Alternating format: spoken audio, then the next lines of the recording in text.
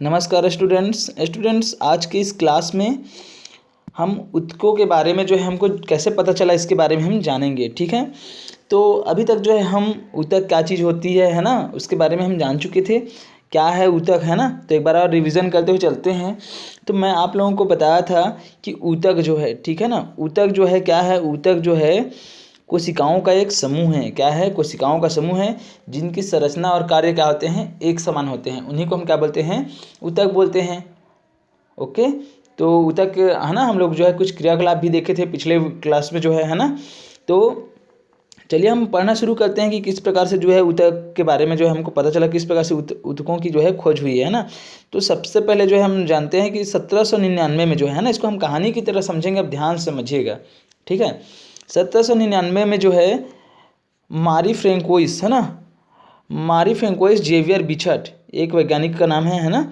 इन्होंने क्या किया था, ये जो थे, इन्होंने मनुष्य के शरीर में जो है रोग ग्रसित जो क्षेत्र थे ना, आंतरिक रोग ग्रसित जो क्षेत्र थे शरीर की, ठीक है, उनकी जो आंतरिक संरचना थी, है ना, उनका इन्होंने क्या किया, इन्होंने जो है अवलोकन किया और इन्होंने पाया कि वहाँ पर जो है कुछ गूंथी हुई संरचना, इन्होंने क्या क्या किया, जो कुछ गूंथी हुई संरचना इनको दिखाई दिया। ठीक है, जिनको इन्होंने नाम दिया टिश्यू। क्या नाम दिया?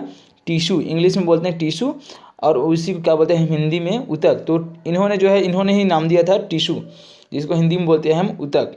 ठीक है, और इनका अपने बुक में क्या किया था, विस्तृत जो है विवरण इन्होंने दिया था। समझ में आया? हाँ, और इसके साथ साथ जो है ये जब क्या किए थे, जब ये जो गुथी हुई संरचना को जब इन्होंने देखा था, तो उस समय इन्होंने जो है सूक्ष्मदर्शी का प्रयोग नहीं किया था।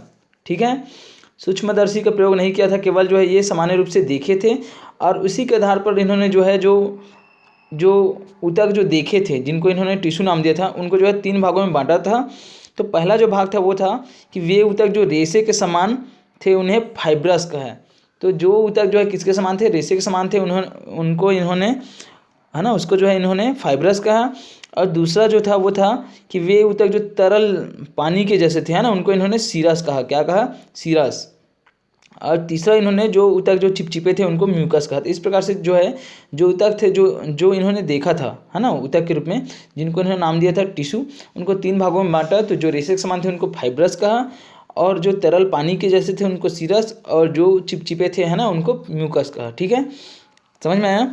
उसके बाद जो है इन्होंने जो है और कुछ जो है, जो उस प्रकार से जो संरचनाएं थी गुथी हुई, उनको जो है 21 अन्य समूहों में इन्होंने क्या किया, 21 अन्य ऊतकों का जो है इन्होंने एक समूह बनाया। ठीक है, उनका अलग से विवरण दिया। समझ में आया? उसके बाद जो है आगे आगे जैसे जैसे जो है और जो है खोज होती गई, है ना, और लोगों का जो है उत्साह बढ़ते गया इस क्षेत्र में। तो और वैज्ञानिक जो है क्या होते गए, आते गए, और उन्होंने भी क्या किया, जो ऊतकों के बारे में जो है जानने का या फिर जानकारी जुटाने का प्रयास किया। ठीक है, उसके बाद जो है, उसके बाद हम आगे देखते हैं, है ना। तो उसके बाद जो है एक और वैज्ञानिक आता है जिनका नाम है नेहमिया ग्रीव। ठीक है ना, ये नेहमिया ग्रीव, इन्होंने भी क्या किया, इन्होंने जो है पौधों में जो है 2 प्रकार के उनके जैविक भाग होते हैं करके इन्होंने बताया, है ना। एक जो पहला जो भाग था उनको इन्होंने नाम दिया पिथी मज्जा, और दूसरा जो भाग था उडी, है ना, जिनको इन्होंने काष्ठी कहा, है ना। ओके, समझ में आ रहा है ना। और यही जो वैज्ञानिक थे, ठीक है, नेहमिया ग्रीव जो थे, इन्होंने जो है सर्वप्रथम जो है पतली झिल्ली वाली नर्म स्पंजी, है ना, द्रव से भरी कोशिकाओं को जो है इन्होंने क्या किया, क्या कहा था, पेरेनकाइमा कहा था। ओके, उसके बाद जो है अगला जो वैज्ञानिक आया उनका नाम था स्लीडेन व स्वान। कौन थे? स्लीडेन व स्वान। ये बहुत इंपॉर्टेंट नाम है, याद रखिएगा, क्योंकि इन्होंने जो है ये जो स्लीडेन और स्वान जो थे, इन्होंने जो है कोशिका सिद्धांत दिया है, आप 9th में पढ़े थे, है ना। तो स्लीडेन और स्वान जो थे वो 1838 में भी जो है इन्होंने क्या किया, इस दिशा में क्या किया, इन्होंने जो है अध्ययन किए। और जैसा कि जो ये ग्रीव जैसा जो है अध्ययन किए थे, तो इसी प्रकार से इन्होंने भी क्या किया, अध्ययन किया, और इनका जो है दोनों का जो है सिद्धांत दोनों के आपस में क्या होते हैं, मेच खाते हैं। समझ में आया? तो ओके, तो देखिए इसके बाद जब हम देखते हैं, तो ये जो स्लीडन और स्वान जो थे, है ना, इन्होंने अपने अध्ययन में क्या पाया कि शिशु भेड़ के पेट की आंतरिक सतह के जो ऊतक है ना, ये जो है पेरेनकाइम पूरी तरह का जो है, ये क्या किए थे, इनकी जो सतह है ऊतक जो है वो पेरेनकाइमा से पूरी तरह से जो है क्या होते हैं, मिलते हैं। जैसे पेरेनकाइमा नाम दिए थे ना जो ग्रीव, ठीक उसी प्रकार से। ओके, उसके बाद जो है अब हम आगे और देखते हैं, तो आगे एक और वैज्ञानिक जो है आते हैं जिनका नाम है नगेली। क्या नाम है? नगेली। और ये जो है वनस्पति शास्त्री थे। क्या थे? वनस्पति शास्त्री। इन्होंने जो है फॉर्मेटी और स्टेबल ऊतकों की संकल्पना की, मतलब जो स्थायी जो ऊतक होते हैं उनकी इन्होंने क्या किया? संकल्पना किया। किसने किया? ये जो वनस्पति शास्त्री थे नगेली, उन्होंने। ठीक है, तो इन्होंने जो है जो ऊतक क्या होते हैं तेज़ी से वृद्धि करने वाले जो ऊतक थे उनको नाम दिया मेरिस्टेमेटिक नाम दिया। ओके। और इन्होंने जो है जो पौधों की जो जड़ों और तने के जो शीर्ष भाग जो होते हैं ना, और जंतु के रक्त व त्वचा में इस प्रकार से जो ऊतक पाए जाते हैं उनका इन्होंने क्या किया? अवलोकन किया सावधानीपूर्वक। ओके, समझ में आया? और ये जो नगीली जो थे, इन्होंने ही क्या किया? जो पौधों में जो ऊतक होते हैं उनका क्या किया? इन्होंने जो है अवलोकन किया और उसकी जो है खोज की इन्होंने, है ना, और उनको नाम दिया। जैसे कि जो पेड़ पौधों में जो पाई जाती है जो ऊतक जो है, जैसे पानी, खनिज लवण, है ना, और भोजन का जो संवहन करते हैं, इनको इन्होंने क्या कहा? जाइलम और फ्लोएम नाम दिया। ठीक है ना, जो ऊतक हम लोग पढ़ते हैं ना, जाइलम और फ्लोएम, तो उनकी खोज जो है ये जो नगेली जो थे ना, इन्होंने ही की। समझ में आ रहा है? ओके। और उसके बाद जो है फिर जो है क्या किए? जो ऊतक जो थे उनका जो है समूहीकरण करके इन्होंने क्या किया? उनका जो है अध्ययन किया। समझ में आया? उसके बाद जो है आगे हम देखते हैं, तो आगे जो थे ये जो स्लीडन और स्वान जो थे ना, स्लीडन और स्वान, ठीक है, तो स्लीडन और स्वान भी जो थे ये जो है ऊतकों की दिशा में जो है तेज़ी से क्या कर रहे थे? अपना अध्ययन कर रहे थे। ठीक है, और इन्होंने जो है ये जो इन्होंने जो स्लीडन और स्वान थे, इन्होंने अपना जो अध्ययन था उसमें पाया कि जो ऊतकों की जो कोशिकाएं जो होती है ना, वो क्या होती है? छोटी होती है, और केंद्रक जो है क्या होते हैं? बड़े होते हैं। ठीक है, समझ में आया? कोशिका और जो कोशिका द्रव्य की जो मात्रा जो है वो क्या होती हैं? कम मतलब इन लोग जब उस समय जब कर रहे थे अपना जो है अध्ययन कर रहे थे, तो उन्होंने क्या पाया कि जो ऊतकों की जो कोशिकाएं हैं वो छोटी थी और केंद्रक बड़े थे, है ना, और कोशिका द्रव्य की मात्रा जो है बहुत क्या थी? उसमें कम थी। और इन्होंने पाया कि जैसे जैसे कोशिकाओं का जो है जो परिपक्व होती गई, मतलब कोशिकाएं जो है उनका आकार बढ़ता गया, मतलब परिपक्वता की ओर जब जाने लगे, तो जो कोशिकाएं थी उनकी जो आकार थी, है ना, उनमें जो है वृद्धि होने लगी, मतलब वो जो है आकार में बड़ी हो गई, और केंद्रक जो है वो क्या हो गया? छोटा हो गया। और कोशिका द्रव्य जो थे, है ना, वो जो है पर्याप्त मात्रा में कोशिका द्रव्य उसमें क्या हो गए?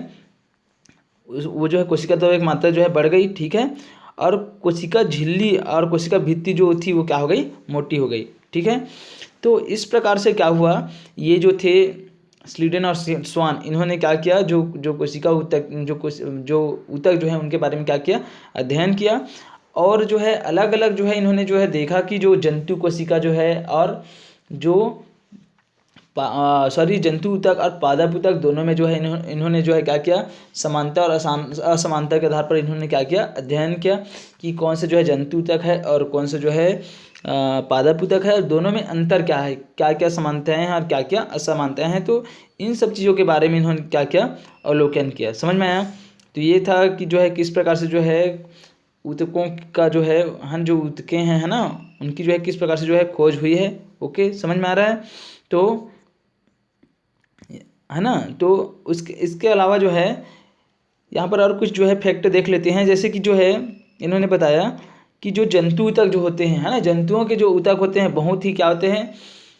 बहुत ही लचीली और नर्म प्रवृत्ति की होती है। ठीक है, और जबकि जो पादप ऊतक जो हैं उनमें जो है कुछ मतलब जो है पादप ऊतक जो है उनमें जो कुछ ऊतक जो हैं, है ना, जो उनको सुरक्षा और सहारा प्रदान करते हैं, तो वो मृत ऊतक थे। किस प्रकार के ऊतक थे? मृत ऊतक, और जो है वो थोड़ा सा कठोर प्रवृत्ति की थे। किनकी तुलना में? जो जंतु ऊतक हैं उनकी तुलना में। और जंतु ऊतक जो होते हैं वो जो है अधिकतर जो है सभी जो है जंतु ऊतक जो है वो जीवित ऊतक है। मतलब जीवित ऊतक मतलब क्या? कि कोशिकाएं भी जो होती है जीवित और मृत दो प्रकार की हो सकती है ना। अगर कोशिकाएं जो है जीवित है तो जीवित कोशिका, और यदि मृत है तो मृत कोशिका। समझ में आया? उदाहरण के द्वारा आप कैसे समझ सकते हैं? जैसे कि आपने देखा होगा पेड़ का जो बाहरी जो भाग होता है ना, किसी पेड़ के तने का जो बाहरी भाग होता है, ये वाला जो काला काला रंग का आपको दिखाई देता है, इस प्रकार से जो है बाहरी भाग जो होता है उनका छिलका जो होता है सबसे ऊपर में, तो देखना वो जो है सूखा रहता है, सूखा टाइप का रहता है ना, तो मतलब वो जो है मृत कोशिकाओं से जो है मिल करके बना हुआ ऊतक है। समझ में आ रहा है? और जबकि हमारी जो त्वचा जो है उनमें वो जो उसमें जो ऊतक जो है वो किस प्रकार के जो ऊतक हैं? जीवित ऊतक हैं। समझ में आया? है ना। ओके, तो अब हम आगे पढ़ेंगे ऊतकों का समूहीकरण, ग्रुप ऑफ टिश्यूज़। ऊतकों का समूहीकरण कहने का मतलब क्या है कि हम ऊतकों का जो है अलग अलग समूह बना करके जो है उनमें कौन कौन सी समानताएं हैं और कौन कौन सी असमानताएं हैं, है ना। तो उनका हम क्या करेंगे, समूहीकरण करेंगे ऊतकों का, और उसके आधार पर जो है हम क्या करेंगे, यहाँ पर अध्ययन करेंगे। ठीक है, तो इसके लिए जो है हमारा क्या क्या आधार होगा समूहीकरण करने के लिए। तो इसके लिए आधार होगा कि ऊतक जो है कौन कौन से जो है किस प्रकार से कार्य करते हैं, उनकी स्थिति क्या है ना, कहाँ पर जो है वो पाया जाता है, उनकी संगठन जो है किस प्रकार से हैं, और व्यवस्था जो है और विभाजन क्षमता, इन सभी गुणों के आधार पर हम क्या करेंगे, जो पादप ऊतक और जंतु ऊतक जो है उनका क्या करेंगे, एक साथ जो है अलग अलग जो है इनको हम समूहीकृत करेंगे। ठीक है, तो सबसे पहले हम यहाँ पर जानेंगे पादप ऊतकों का समूहीकरण। तो पादप ऊतक जो है उनका समूहीकरण हम जानेंगे यहाँ पर। तो ऊतक तो मैं बता दिया हूँ, है ना, कि ऊतक क्या होता है, कोशिकाओं का समूह है, भूलना नहीं है। ऊतक क्या है, कोशिकाओं का जो है समूह है, जिनकी संरचना और कार्य क्या होते हैं, एक समान होते हैं। समझ में आया। तो हमारे शरीर में जो है कई प्रकार के अलग अलग जो है कोशिकाएं पाई जाती है, तो उनका अलग अलग अपना अपना क्या है, समूह है, और उसी को हम क्या बोलते हैं, ऊतक बोलते हैं। तो उनके कार्य भी क्या हैं, अलग अलग हैं। समझ में आया। तो देखिए, सबसे पहले हम जानेंगे यहाँ पर जो है पादप ऊतकों का क्या करेंगे, समूहीकरण करेंगे, मतलब समूह बनाएंगे। तो देखिए, पादप ऊतक जो है दो प्रकार के होते हैं, विभाजन व विभेदन क्षमता के आधार पर। यदि जो है पादप ऊतक में, यदि किसी पादप ऊतक में क्या होता है, उनकी जो कोशिकाएं हैं उनमें यदि विभाजन की क्षमता है, तो उसको हम क्या बोलेंगे, प्रविभाजी ऊतक। तो उनसे मिलकर के जो जो कोशिकाओं से मिलकर के जो बनेगी ना ऊतक, उनको हम क्या बोलेंगे, प्रविभाजी ऊतक। और दूसरा जो बोलते हैं स्थायी ऊतक, जिनकी कोशिकाओं में विभाजन की क्षमता नहीं होती या फिर बहुत कम होती है, उसको हम क्या बोलेंगे, स्थायी ऊतक। समझ में आया। तो प्रविभाजी ऊतक क्या होता है, ऐसा ऊतक जिनकी कोशिकाओं में जो है विभाजन की क्षमता होती है, उनको हम प्रविभाजी ऊतक कहते हैं। स्थायी ऊतक उनको बोलते हैं जिनकी कोशिकाओं में जो है विभाजन की क्षमता नहीं होती। ओके, जैसा कि यहाँ पर देखिए, तने व जड़ के सिरों पर पाए जाने वाले ऊतक। तो तने और जड़ के सिरों पर पाए जाने वाले जो ऊतक होते हैं पेड़ पौधों में, तो यदि तने के सिरे, जैसे कि मान लीजिए ये तना है, तो तने के सिरे पर यहाँ पर अगर ऊतक पाए जाएंगे, और वहाँ यदि उनमें कोशिकाओं की जो है क्या होगी, मतलब कोशिकाओं में विभाजन की क्षमता होगी, तभी तो जो है तने आगे बढ़ेंगे ना, बड़े होंगे, उनमें मतलब वृद्धि होगा। समझ में आ रहा है ना। और उसी प्रकार से जड़ के जो सिरे होते हैं वहाँ पर जो है अगर प्रविभाजी ऊतक पाए जाएंगे, तभी तो जड़ जो है नीचे की ओर जाएंगे। समझ में आ रहा है ना। अब यहाँ पर देखिए, ये प्रविभाजी ऊतक आप समझ गए होंगे कहाँ पर पाया जाता है, तो तने व जड़ के सिरों पर पाए जाने वाले ऊतक हैं। उसके बाद यदि हम स्थायी ऊतक की बात करते हैं, जिनकी कोशिकाओं में जो है विभाजन नहीं होता है या विभाजन की क्षमता नहीं होती है, तो ये भी जो है दो प्रकार के होते हैं। किस आधार पर, संगठन के आधार पर। तो संगठन के आधार पर संगठन के आधार पर विभाजन जो है दो प्रकार से होता है ना। तो ये जो आपका स्थायी ऊतक है दो प्रकार के होते हैं, एक सरल ऊतक होता है और एक जटिल ऊतक। तो सरल ऊतक हम किनको बोलेंगे, जो सरल ऊतक है उनमें एक ही प्रकार की कोशिकाएं क्या होती है, उपस्थित होती है। कितने प्रकार की, एक ही प्रकार की कोशिकाएं जो है उपस्थित होती है, तो उसको हम क्या बोलते हैं, सरल ऊतक। और ये सरल ऊतक भी जो है दो प्रकार के होते हैं। कितने प्रकार के, दो प्रकार के, स्थिति व कार्य के आधार पर। ठीक है, ये तो देखिए, स्थिति व कार्य के आधार पर जो है सरल ऊतक दो प्रकार के होते हैं। त्वची ऊतक, ये त्वची ऊतक क्या करता है, पौधों के जो विभिन्न अंगों का जो बाह्य आवरण है वो जो है आवरण बनाता है और क्या करता है, सुरक्षा का कार्य करता है, सुरक्षा प्रदान करता है। कौन सा ऊतक, त्वची ऊतक। ठीक है, दूसरा जो है भरण ऊतक। भरण ऊतक क्या करता है, ये पौधे के विभिन्न भागों का निर्माण करता है और अन्य ऊतकों का व्यवस्थित करने में जो है, अन्य ऊतकों को जो है व्यवस्थित करने में मदद करता है। समझ में आ रहा है ना। मतलब जो है, जो भरण ऊतक है ये जो है, त्वची ऊतक केवल क्या करता है, शरीर के विभिन्न अंगों का बाह्य आवरण व सुरक्षा का जो है बाह्य आवरण बनाता है। त्वची ऊतक जो है और सुरक्षा कार्य करता है। और ये जो भरण ऊतक जो होता है ना, ये क्या करता है, पौधों के जो है विभिन्न भागों का निर्माण करता है और अन्य ऊतकों का जो है अन्य ऊतकों को व्यवस्थित करने में क्या करता है, ये मदद करता है। मतलब इनमें जो भरण ऊतक से जो है पौधे के विभिन्न भागों का निर्माण होता है। समझ में आया। और अन्य जो ऊतक होते हैं ना, उनको भी व्यवस्थित करने में ये मदद करते हैं। कौन, भरण ऊतक। तो भरण ऊतक के जो है यदि हम उदाहरण देखें, तो मृदुतक ऊतक है, जिसको हम पेरेन्काइमा बोलते हैं, स्थूल कोणातक ऊतक है ना, और दृढ़ोतक ऊतक है। इसके बारे में हम डिटेल से आगे पढ़ेंगे, है ना। समझ में आया। उसके बाद इधर हम देखते हैं जटिल ऊतक। तो हम स्थायी ऊतक देख रहे थे ना, स्थायी ऊतक में यदि हम जटिल ऊतक की बात करते हैं, तो जटिल ऊतक में देखिए, यहाँ पर जटिल ऊतक जो है तो जटिल ऊतक में क्या होता है, इनमें जो ऊतक जो होते हैं उनमें एक से अधिक प्रकार की कोशिकाएं होती है। देखिए सरल ऊतक में केवल जो है ये एक ही प्रकार की कोशिकाओं से मिलकर के बने होते हैं सरल ऊतक जो है, जबकि जटिल ऊतक में क्या होता है एक से अधिक प्रकार की कोशिकाएं होती है जिनसे मिलकर के ये जो है बने होते हैं। तो देखिए ये भी जो है स्थिति व कार्य के आधार पर जो है दो प्रकार के होते हैं, एक होता है जाइलम और दूसरा क्या होता है फ्लोएम। बहुत इंपॉर्टेंट है जाइलम और फ्लोएम, आपको याद रखना है। जाइलम क्या करता है, जाइलम जो है खनिज है ना, पानी और खनिज लवण का क्या करते हैं संवहन करते हैं। मतलब पेड़ पौधे में यदि हम देखें तो ये जो है पानी है खनिज लवण है, इनको जो है उनके जड़ से जो है ना, जड़ से जो है उनके जो है तने के विभिन्न भागों तक जो पत्तियां जो है वहाँ तक क्या करती है ये पहुँचाती है, कौन, जाइलम ऊतक। और जो फ्लोएम जो ऊतक है ना ये क्या करता है, ये भोजन का संवहन करता है। मतलब जो है भोजन का जो है फ्लोएम क्या करता है संवहन करता है और शरीर के भी जो पेड़ पौधे हैं उनके है ना उनके विभिन्न भागों तक पहुंचाने का कार्य करता है। कौन सा ऊतक, फ्लोएम ऊतक। समझ में आया। तो ये था क्या आपका, ये था आपका पादप ऊतकों का समूहीकरण। चित्र आप देख सकते हैं, देखिए यहाँ पर पेरेन्काइमा है, ये जो है ये ऊतक है, ये स्क्लेरेन्काइमा है ना, अभी उसमें देख रहे थे, ये है कोलेनकाइमा। ये ऊतक के क्या है प्रकार हैं, और ये जो छोटे छोटे आपको दिखाई दे रहे हैं ना ऐसा, इसमें ऐसा, ये सब क्या है, ये सब जो दिख रहे हैं ना ये कोशिकाएं हैं, और उन्हीं कोशिकाओं का जो है एक समूह है जिसको हम क्या बोल रहे हैं, ऊतक बोल रहे हैं। समझ में आया। इसके बाद आगे देखिए ये जाइलम और फ्लोएम पढ़े हैं ना उस दिन हम, जो है तने को काट दिए थे, तो ये जाइलम और फ्लोएम का जो है क्या है, ये ऊतक है। और ये जो है कोशिकाएं हैं उनकी जो दिखाई दे रही है, ठीक है। और ये जो है देखिए यहाँ पर जाइलम पेरेन्काइमा है, ये वाहिका है, ये चालनी नलिकाएं हैं, फ्लोएम पेरेन्काइमा है, ये सब क्या है ऊतकों के क्या है उदाहरण है। समझ में आया। तो अलग अलग जो है क्या होते हैं, अलग अलग जो है ऊतक होते हैं अलग अलग कार्यों को करने के लिए। समझ गए, इससे हमको ये समझ में आया। उसके बाद हम देखेंगे जंतु ऊतकों का समूहीकरण जो है हम किस प्रकार से करेंगे। तो जंतु ऊतक, देखिए जंतु ऊतक जो है कार्यों के आधार पर जो है 4 प्रकार के होते हैं। कितने प्रकार के होते हैं, 4 प्रकार के। एक होता है त्वची ऊतक, संयोजी ऊतक है ना, और तीसरा है पेशी ऊतक, और चौथा है तंत्रिका ऊतक। तो देखिए शरीर में पाए जाने वाले विभिन्न अंगों की सुरक्षा करने का कार्य कौन करता है। तो शरीर में जो है जो विभिन्न अंगों की जो है सुरक्षा करने वाले जो ऊतक होते हैं वो होते हैं त्वची ऊतक। कौन सा होते हैं, त्वची ऊतक। दूसरा है शरीर का निर्माण कर विभिन्न अंगों को व्यवस्थित करने, जोड़ने व सहारा प्रदान करने का कार्य कौन करता है, संयोजी ऊतक। और शरीर के विभिन्न अंगों को गति देने का कार्य करता है कौन, पेशी ऊतक।